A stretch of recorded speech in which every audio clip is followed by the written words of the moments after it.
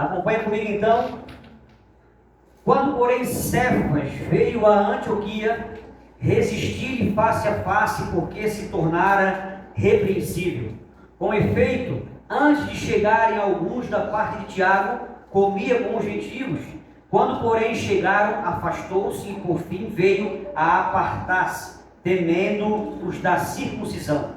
E também os demais judeus dissimularam com ele, a ponto de o próprio Barnabé ter se deixado levar pela simulação deles.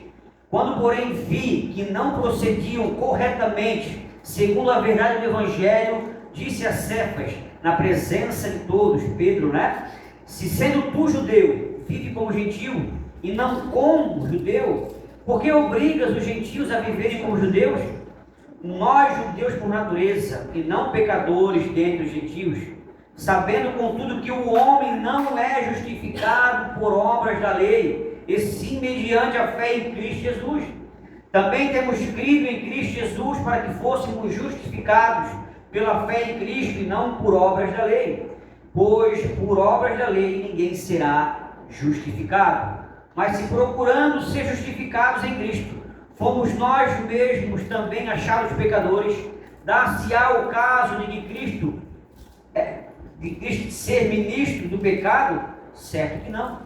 Porque se torno a edificar aquilo que destruí, a mim mesmo me constituo transgressor. Porque eu, mediante a própria lei, morri para a lei, a fim de viver para Deus. Estou crucificado com Cristo. Logo, já não sou eu quem vive, mas Cristo vive em mim. E esse viver que agora tenho na carne, vivo pela fé no Filho de Deus, que me amou e a si mesmo se entregou por mim. Não anulo a graça de Deus, pois se a justiça é mediante a lei, segue-se que morreu Cristo em vão. Vamos orar? Senhor, a tua palavra é viva, é eficaz e não voltará vazia nessa noite. Ministra poderosamente o nosso coração, que sejamos transformados, que sejamos edificados e confrontados também nessa noite. Espírito Santo de Deus, ilumina a nossa mente, o nosso coração, para que possamos, Senhor, absorver verdades eternas que a tua palavra vai ministrar nessa noite. Pai, toma a direção dessa pregação, que o Senhor seja glorificado, em nome do Senhor Jesus. Amém e amém. Paulo ainda continua defendendo o seu ministério, o seu evangelho que ele recebeu por revelação do próprio Cristo, o seu apostolado também, que foi recebido pelo próprio Cristo, e agora, diante dos seus críticos, ele defende aquilo que ele recebeu do próprio Cristo. Ele vem defendendo que a mensagem que foi entregada, que foi confiada a ele, é a mesma mensagem que os discípulos, que os apóstolos de Jerusalém também pregavam. Então, independente daqueles que estavam em Jerusalém, o evangelho que ele recebeu por revelação de Deus era o mesmo e não outro, como os acusavam, os judaizantes.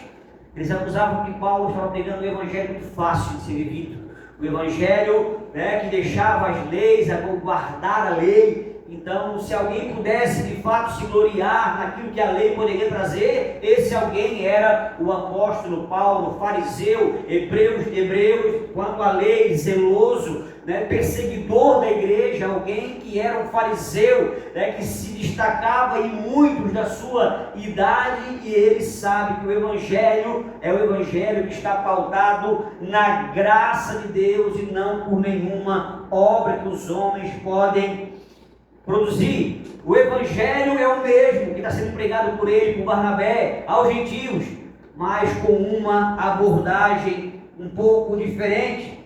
Então, quando Paulo ele repreende, ele chama Pedro, a atenção de Pedro, não há nenhum estrelismo ali da parte de Paulo. Paulo está convicto de que o evangelho é o evangelho da graça de Cristo. Esse evangelho que alcançou esse obstinado coração. Ele vai para Damasco respirando ameaças e mortes. Ele está ali com o coração ciente de que está fazendo uma boa obra para Deus, perseguindo esse caminho de hereges que agora dizem que o tal Galileu é o Deus. Como assim? e ele vai com o coração, né, ardendo pelo zelo que ele tinha por Deus. E no caminho de Damasco, a graça o alcançou, o derrubou por terra. E esse encontro mudou a vida desse homem. E ele não barganhou a verdade do Evangelho, a ponto de repreender o próprio Pedro, o apóstolo, muito usado por Deus. Então não há nenhum esterismo.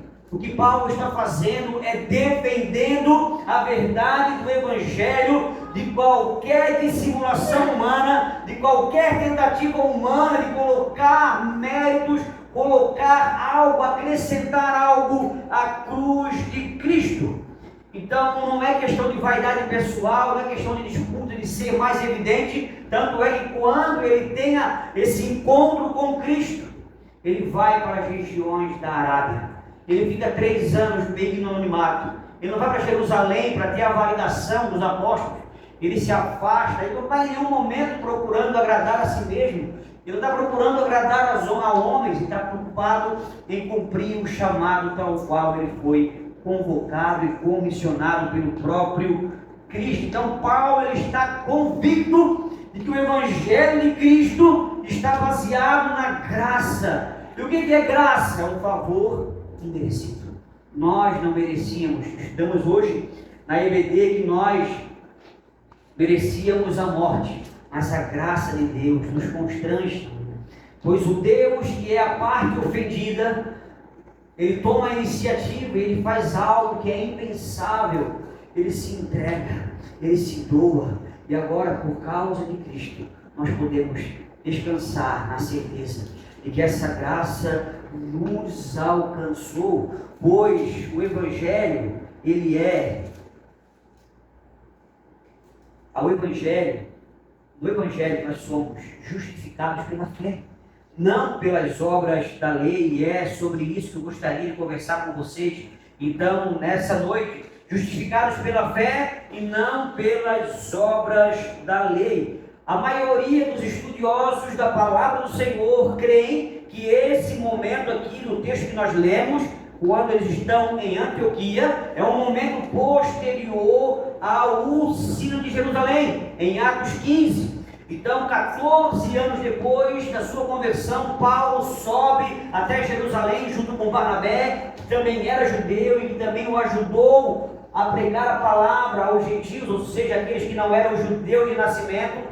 Ele leva também a Tito, um fruto do Evangelho, entre a igreja dos gentios. Ele sobe com o intuito de lá, mostrar para esses irmãos, esses que eram proeminentes colunas da igreja, que aquilo do que o acusavam era mentira. Ele não está pregando o Evangelho, ele não estava barganhando o Evangelho, era o mesmo Evangelho que ele havia recebido do próprio Cristo. E quando Paulo então expõe diante de Pedro, diante de Tiago e diante de João, que eram os colunas da igreja, né? Eu não vou cantar a musiquinha aqui do Pedro, Tiago e João no barquinho, que eu fui para uma outra música, né? Já não heresia, né? Misturei o Pedro, João e Tiago no barquinho com aquela música dos 10 índiozinhos, né? Do rio abaixo. A melodia não é parecida? Pedro, Tiago, João no barquinho. Era no mar da Galileia, né? Aí eu falei, iam navegando pelo rio abaixo. Quando o jacaré se aproximou, né? Aí eu desvirtuou tudo, né?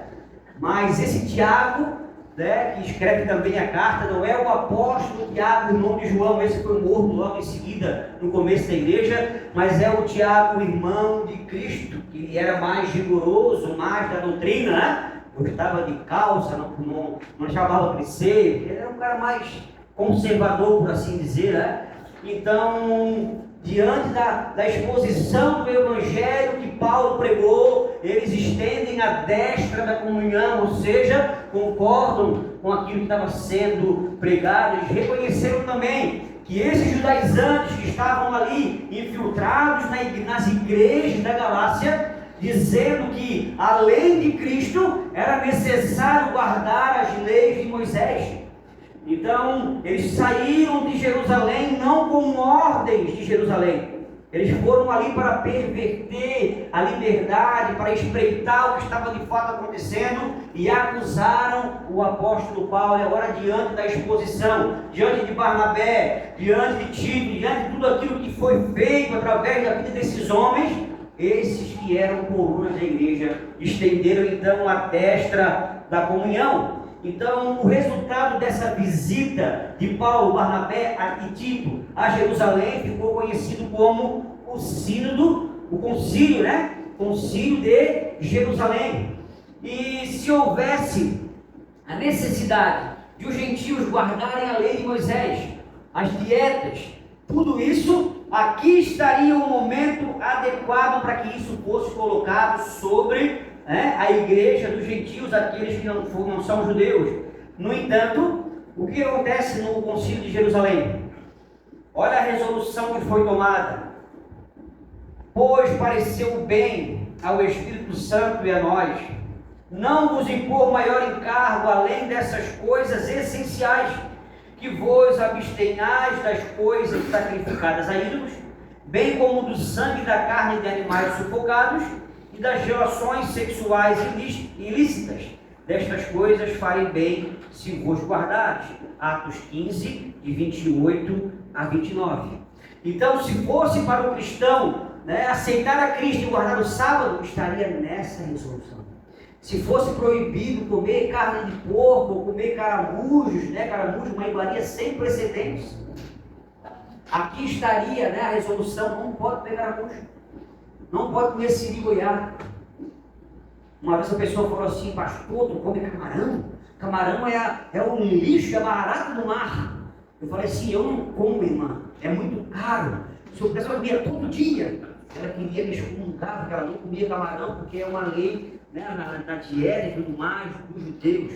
Então, a comissão que foi enviada de Jerusalém até Antioquia, até essas regiões ali onde estavam sendo perseguidas pelos judaizantes, há uma comissão que ela é mandada até lá, levando então a carta da resolução do concílio de Jerusalém.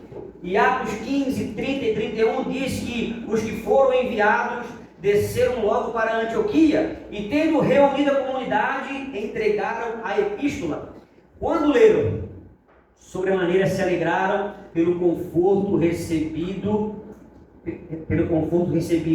E Paulo e Barnabé, os demais, continuam ali em Antioquia pregando. Aparece Silas, que é profeta e tudo mais, Barsabás e coisa e tal, e eles começam, ficam um tempo ali, e nesse tempo que eles estão ali é onde acontece esse episódio que nós lemos aqui, daquilo que Pedro, o próprio Barnabé e os demais judeus fizeram, se mostrando então reprováveis, com medo da circuncisão. Então alguns ainda criam que deveriam circuncidar-se. Os judeus fariam isso, aceitaram a Cristo, mas continuavam se circuncidando e queriam impor isso sobre os gentios, ou seja, aqueles que não são judeus de nascimento. Então eles tinham uma lei dietética, uma lei daquilo que poderiam comer ou não comer, que tornaria eles impuros. Em Levítico a gente vê os animais que são considerados impuros. Até gaivota não pode comer, é verdade, Nunca vi ninguém comer gaivota, Gaivota é uma coisa que não pode comer, gavião, uma série de pássaros e tudo mais. E agora, como que se dá essa relação dos gentios e dos judeus? Será que eles podem comer, fazer parte de uma comunhão na mesma mesa, sem que isso seja pecado, sem que isso seja escandaloso? E Pedro já tinha sido advertido em relação a essa questão. Eu queria que você lesse comigo lá a sua Bíblia, lá em Atos 10, do 9 em diante, quando Pedro tem aquela visão, antes de ir para a casa de Cornélio. Se não tivesse aquela visão, não iria, Ele achava que o evangelho até então era só para os judeus e tudo mais, e Cornélio era alguém que era temente a Deus. E Atos 10,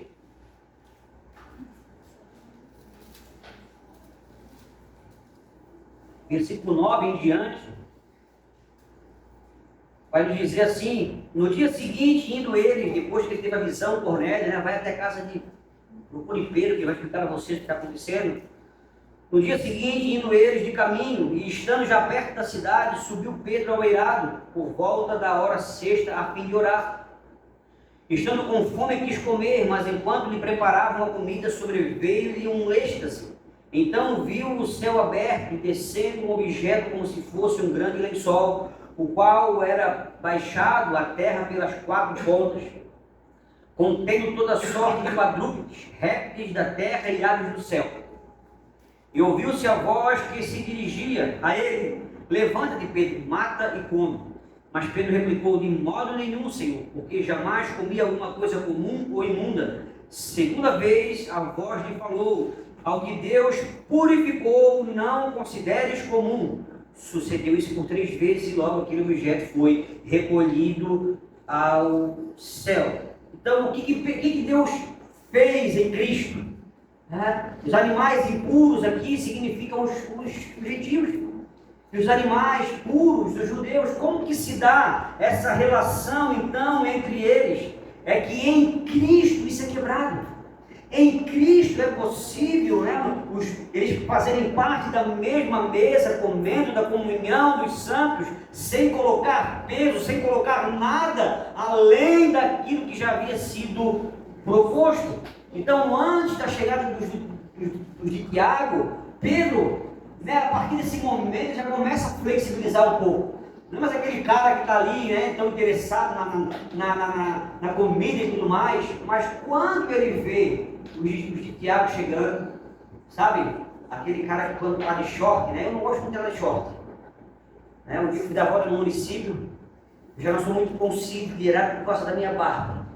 Aí eu fui dar volta no município, estava 44 graus na sombra, e eu fui de calça. A calça vai me segurar. Aí parou o irmão e falou para mim: pai do senhor, irmão, pai do senhor, calça, se eu tivesse de short, jamais passaria reto. Ele assim: o que ele está fazendo aí, rapaz? Estou orando pelo município, intercedendo por esse lugar. A senhorinha tem que pagar o preço. Acho que Cristo já pagou o preço por nós, louvado seja o nome dele por isso, Mas os de Tiago eram mais conservadores. Esse negócio não estava muito claro na mente deles como que se dava isso, Então os gentios não têm essa obrigação, mas como que se dá essa comunhão em Cristo entre gentios e não gentios e judeus e tudo mais. Então, antes de eles chegarem, tudo certo, comiam, se divertiam, na liberdade que Cristo dá. Agora chegaram eles, mudou a conversa. Sabe aquele tipo de pessoa que tudo é pecado, viu? O inferno. Olha, bichinho, irmão. Eu tenho bastante dificuldade com esse tipo de pessoa, sabe? Os de santas, viu? Tudo do inferno, viu? Olha, no inferno tem futebol. No céu tem futebol, vai para o inferno. Uma série de coisas assim, mais ou menos nessa questão. Então, Pedro, para não causar má impressão naqueles de Tiago, Talvez já não tenha ficado algo muito bom quando ele foi na casa de Cornélio. Como assim que fosse na casa de Cornélio? No impúrio, coisa e tal. Aí ele relata aquilo que havia acontecido, derramado, o Espírito Santo. Isso vai sendo construído aos poucos, Então, diante de tal comportamento de Paulo, de Pedro, de Barnabé e os demais, não resta outra atitude para Paulo, a não ser, na linguagem bem mancheira, dar com os 2 pés no peito deles. Não é verdade? Eles se tornaram reprováveis e ele faz então repreendê-los publicamente. Então, eles estavam contradizendo tudo aquilo que aprovaram no Concílio de Jerusalém. Se no Concílio de Jerusalém não foi colocado sobre esse peso sobre os gentios, como é que eles agora estavam ali? Se não era necessário fazer a circuncisão, que dirá então da lei da dieta? Isso era algo que prefigurava algo específico para o povo judeu. Então Paulo é categórico no versículo 15 e 17, ele é muito, ele está o tempo todo ali interessado em defender o evangelho que ele recebeu do próprio Cristo. E no versículo 17, 15 a 16, perdão, ele vai dizer assim: nós que somos judeus, não pecadores, nós que somos judeus, por natureza. Gálatas 2, 15 e 16. nós que somos judeus, nós que recebemos a lei, sabemos que ninguém será justificado diante de Deus por guardar a lei. Porque se fosse possível o ser humano guardar a lei, por que Cristo precisou morrer? Pois a lei aponta que há de fato um pecado. Se você está numa rodovia onde não tem limite de velocidade, você pode colocar a velocidade que você quiser. Mas se há um limite de velocidade, você está ciente de que se passar de 100 por hora, você está cometendo uma imprudência. A lei serve para mostrar o quão pecadores nós somos. E que ninguém é capaz, por mais bem intencionado que seja, por mais esforçado que seja, consiga guardar todo o conteúdo da lei, sem que haja a interferência do Cristo. Cristo morre justamente porque ninguém consegue se manter firme e salvo diante de Deus. Então, Paulo sabe que não foi pela justiça humana, é por causa de Cristo. Cristo morreu para cumprir a lei, aqueles que estão em Cristo morreram para a lei. Então é o Cristo que cumpre a lei em meu lugar, e o meu papel é confiar nessa justiça que Ele alcançou para cada um de nós. Por isso que Ele fala que eu estou crucificado com Cristo. Eu não me apego mais à lei, não estou mais interessado em fazer com a minha própria força, com o meu braço, de chegar diante do Senhor. O que me aproxima diante de Cristo é quem? De Deus é quem? É o próprio Cristo, que se entrega voluntariamente. Então, eu não uso mais a lei como um favor para alcançar, para chegar até diante de Deus. No versículo 21, é o que a gente precisa trazer para o coração. Se as pessoas são justificadas pela obra da lei, Cristo morreu em vão. Uma vez eu conversei com um cara que ele falou para mim em espírito: se você se purificar, se você se santificar, se você buscar a presença do Senhor diariamente, você vai chegar num nível onde você não tem mais pecado. Eu falei isso. Sério isso? Sério. Então Cristo morreu em vão. Então, se o ser humano tem o poder de se aperfeiçoar, de se justificar diante de Deus pelas obras da lei, por que Cristo precisou morrer? Não é coerência? É justamente, meus irmãos, porque a gente não consegue. Às vezes nós estamos muito bem e o pensamento das trevas invade a nossa mente sem que a gente consiga eliminar isso, não é verdade? Alguém passou contigo no trânsito e fechou? A gente falou sobre isso, né? Há uma raiva de Adão que vem de repente e faz o teu rosto ficar vermelho, e o olho pisca involuntariamente, é assim. Você agarra no volante. Sai da frente. Sai da frente, minha gente, o bicho louco vem aí, né? Uma música antiga da Rafa Cristã, se não me engano, já estava assim. Então, Paulo sabe que quem o justifica é Cristo. E por isso que ele fala: agora já não vivo eu. Aquilo que eu pude fazer pelos meus braços me levava a nada. Mas agora o fato de Cristo viver em mim, isso é de fato que muda a nossa realidade. É por causa de Cristo do começo ao fim. E o que cabe a mim é confiar nessa justiça que me é dada gratuitamente. Já não sou eu quem vive, mas Cristo vive em mim. E o viver que agora tenho na carne, não nas obras da carne, mas na minha vida natural, eu vivo para agradar a Ele. Pois o que eu posso fazer é isso, agradá-lo por aquilo que Ele já fez por mim.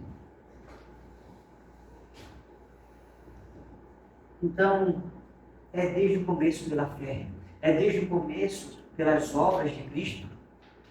Somos justificados pelas obras de Cristo, não pelas nossas obras. Eu quero aplicar essa palavra ao nosso coração, dizendo que é uma linha muito fina, que existe, que separa o entendimento de que eu sou salvo pela graça, do entendimento de que eu preciso fazer alguma coisa para ser aceito diante de Deus. Porque é bem verdade que nós somos salvos pelo mérito, é verdade? A salvação é por mérito. De quem? O mérito de Cristo. Amém? O pastor Pedro disse que a gente tem parte da salvação. Então vamos sair daqui, né? Desvirtuando o que eu falei. Nós somos salvos por causa dos méritos de Cristo. Porque se fosse pelos nossos, meus irmãos, nós estávamos perdidos. Por isso que a graça é tão constrangedora e tão difícil de aceitar numa cultura onde a meritocracia rege os corações. E nós queremos apresentar as nossas obras, achando que seremos aceitos por aquilo que a gente faz. Não por causa de Cristo, dessa graça que nos constrange. Na graça, meus irmãos, nós não estamos no controle. Por isso que as obras da lei são tão sedutoras.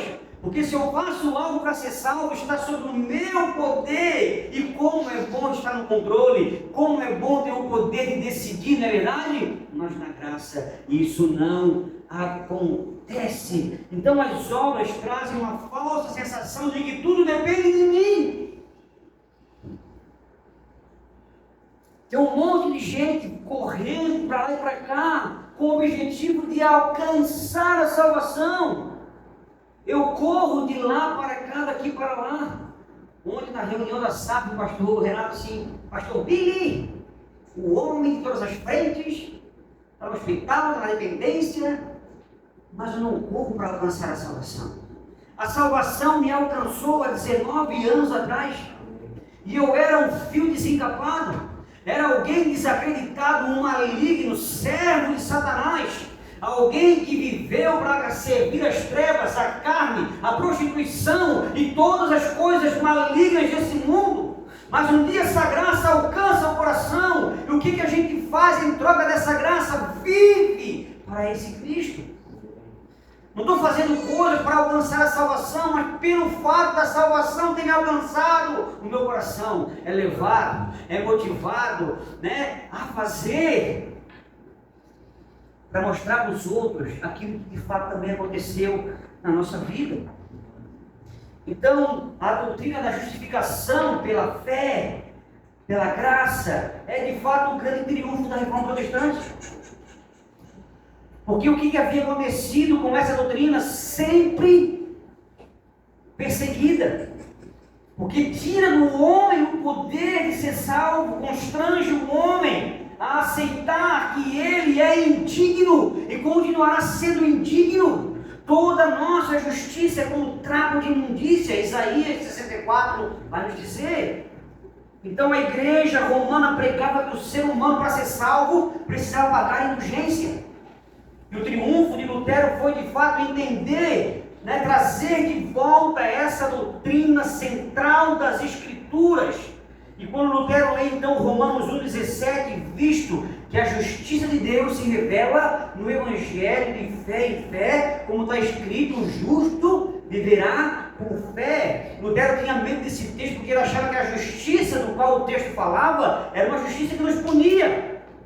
Mas o Evangelho, essa boa notícia, é que é uma justiça atribuída a cada um de nós, ou seja, nós merecemos a morte, porque todos pecaram e o salário do pecado é a morte. A justiça de Cristo é colocada sobre cada um de nós, somos perdoados, somos salvos e ainda há na nossa conta uma justiça que foi creditada. E é isso que o texto está dizendo, louvado seja o nosso Deus, de tamanha graça, de tamanho benefício.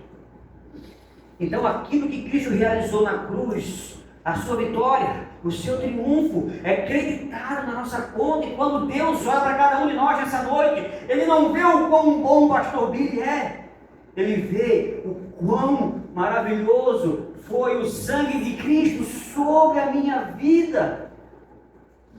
E se não for esse sangue na minha vida, eu vou me perder. E se essa graça não tocar no meu coração, eu ficarei numa situação estática. Eu não creio numa salvação que não me conduz a nada. Tem muita gente enganada nos bancos da igreja, achando que porque entendeu a doutrina da salvação, é salvo, é totalmente diferente.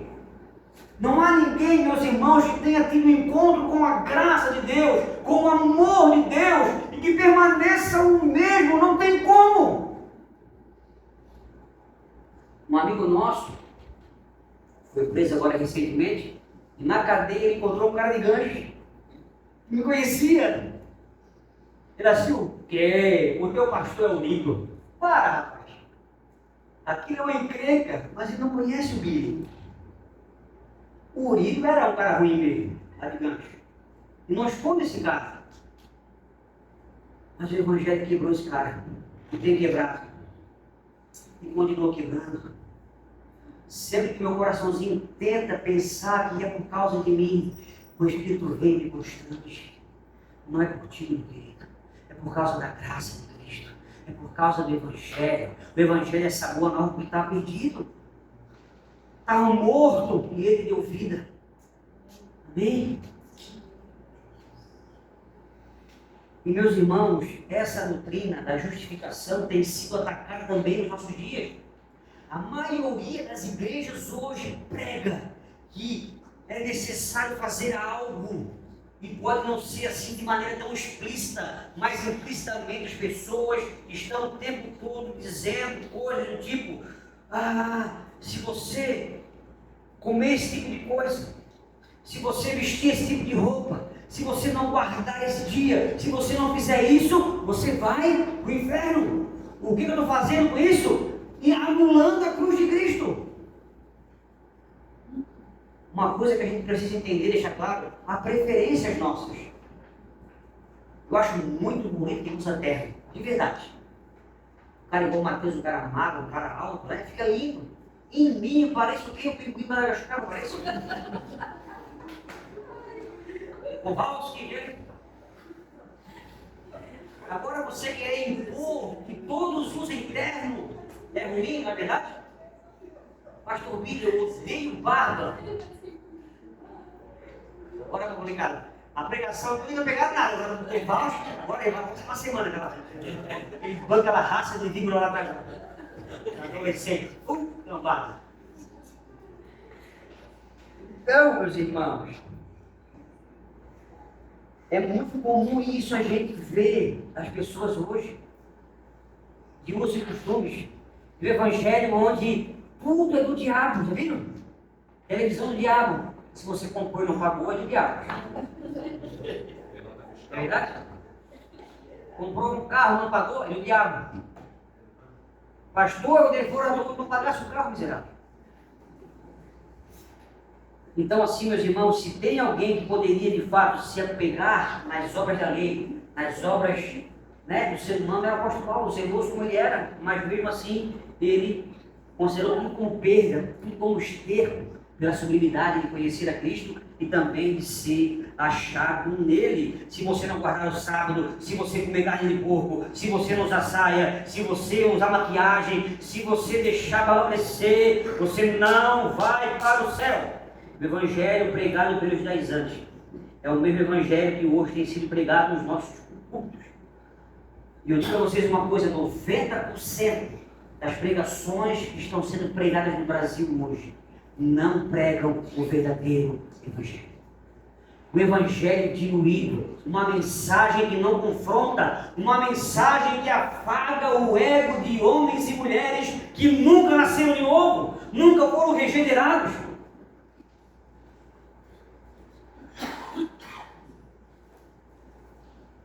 É a maioria dos evangélicos que nunca ouviram o verdadeiro Evangelho. E é aqueles que ouviram o Evangelho, mas esse Evangelho não mudou nada na vida deles.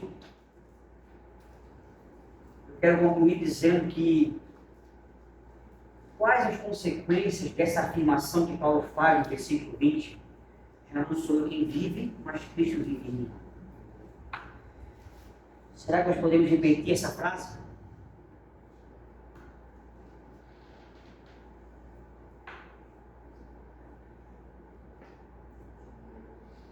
Será que de fato Cristo tem vivido no meu coração? Será que de fato Cristo tem mudado os meus relacionamentos? Tem feito eu um bom marido, um pai melhor? Isso não é o Evangelho por si, mas isso é a consequência do Evangelho.